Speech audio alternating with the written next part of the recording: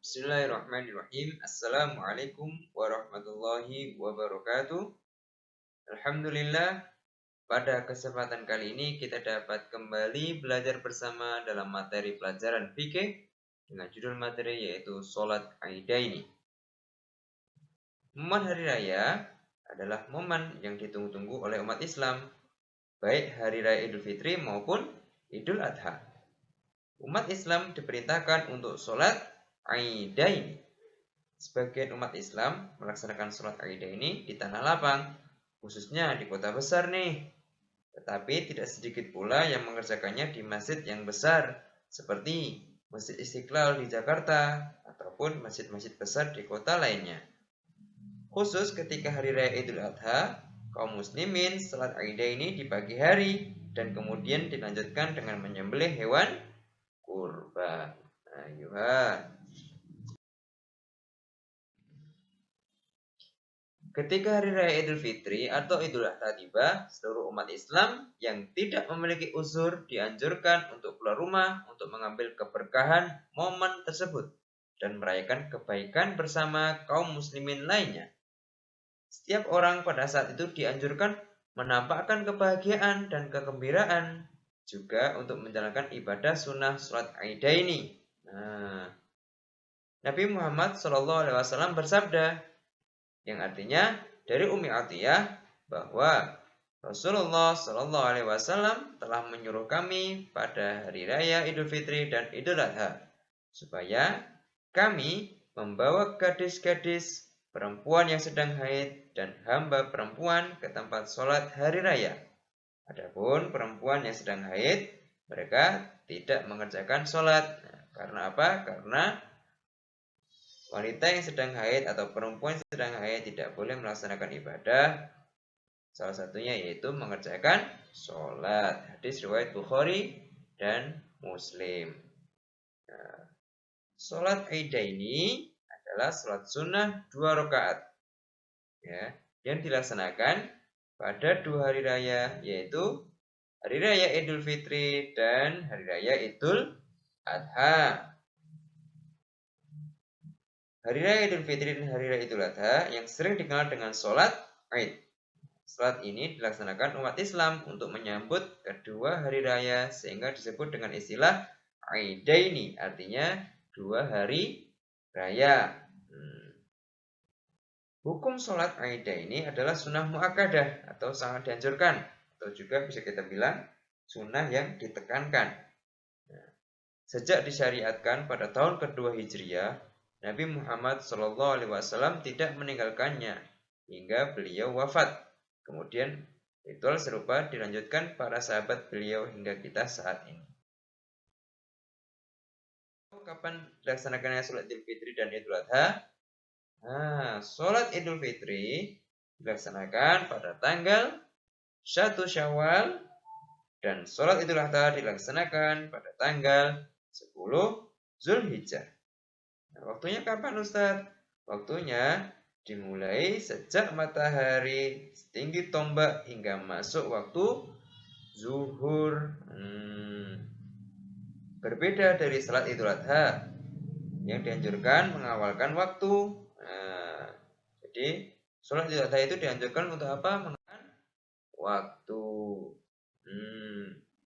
Salat Idul Adha dianjurkan mengawalkan waktu demi apa? Memberi kesempatan yang luas kepada masyarakat yang hendak berkurban selepas rangkaian sholat. Sedangkan sholat Idul Fitri disunahkan memperlambatnya. Kenapa memperlambatnya? Hal demikian untuk memberi kesempatan mereka yang belum menunaikan zakat fitrah.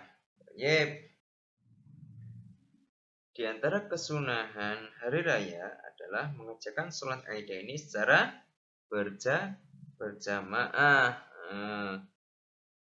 Secara umum, syarat dan rukun sholat Aidaini tidak berbeda dari salat fardu 5 waktu yang lainnya, termasuk hal-hal yang membatalkannya. Tetapi ada beberapa hal nih yang membedakan dari sholat pada umumnya. Misalnya, takbir 7 kali pada rakaat pertama dan 5 kali pada rakaat kedua, di mana hal tersebut adalah sunnah. Baik. di antara kesunahan hari raya adalah mengerjakan sholat Id ini secara berjamaah. Nah, kemudian ada juga nih sunah-sunah lainnya. Nah, yang pertama yaitu makan, disunahkan makan sebelum sholat Idul Fitri, sekalipun sedikit sebelum pergi ke masjid atau sebelum melaksanakan sholat Idaini pada hari raya Idul Fitri. Imam Syafi'i dalam kitab menegaskan, kami memerintahkan setiap orang yang ingin sholat id untuk makan sebelum berangkat ke masjid. Bila dia belum makan, kami meminta mereka makan pada saat dalam perjalanan ke masjid ataupun ketika sampai di masjid jika memungkinkan. Tidak ada dosa bagi orang yang tidak makan sebelum sholat Idaini, tetapi dimakruhkan meninggalkannya. Jadi sebelum kita besok berangkat ke masjid, ya sebelum menunaikan sholat Idul Fitri, alangkah baiknya disunahkan kita untuk makan terlebih dahulu. Kemudian yang kedua, disunahkan mandi sebelum sholat Idaini. Sebagaimana kesunahan mandi sebelum sholat Jumat. Sebab pada hari itu seluruh umat Islam berkumpul untuk beribadah. Kesunahan ini diperkuat oleh athar dari Sayyidina Ali bin Abi Thalib. Ali bin Abi Thalib dan Abdullah bin Umar yang membiasakan mandi sebelum sholat Idaini. Terkait waktu kesunahan mandi, para ulama berbeda pendapat. Ada yang mengatakan disunahkan mandi setelah fajar dan ada pula yang berpendapat disunahkan setelah pertengahan malam. Nah, kemudian yang ketiga nih, ketika apa? Ketika disunahkan memotong rambut dan kuku, menghilangkan bau badan serta memakai wangi-wangian. Usahakan pada saat salat tubuh dalam kondisi segar dan wangi agar tidak mengganggu fokus ibadah orang lain. Kemudian yang keempat, melalui jalan yang berbeda. Jadi ada sebuah hadis yang artinya Nabi SAW ketika pada hari raya Id beliau menyimpangi jalan atau mengambil jalan lain. Hadis riwayat Bukhari. Kemudian selanjutnya yaitu mendengarkan khutbah. Kemudian yang keenam yaitu mengumandangkan takbir. Ada pula yang baca takbir ya saat menuju tempat salat. Sebagaimana yang kita sering ucapkan ya seperti ini. Allahu Akbar, Allahu Akbar, Allahu Akbar. La ilaha illallah wallahu akbar. Allahu akbar walillahil hamd. Pasti adik-adik sering mendengar ya. Oke. Tidak ya dianjurkan untuk membaca takbir saat menuju tempat salat. Kemudian yang ketujuh, mengajak wanita dan anak-anak. Rasulullah SAW memerintahkan wanita dan anak-anak untuk ikut serta dalam sholat Idaini. Bagi wanita yang sedang haid, mereka tidak ikut sholat, tetapi ikut mendengarkan khutbah dari pinggir tempat sholat. Sunah-sunah di atas memiliki hikmah dan tujuannya masing-masing. Salah satunya agar memberi kenyamanan dan ketentraman dalam ibadah, apalagi pada hari raya Idul Fitri dan Idul Adha. Mayoritas umat Islam berbondong-bondong keluar untuk merayakannya. Cukup sekian sekiranya dapat Ustaz sampaikan. Semoga bermanfaat. Syukron ala husni timamikum.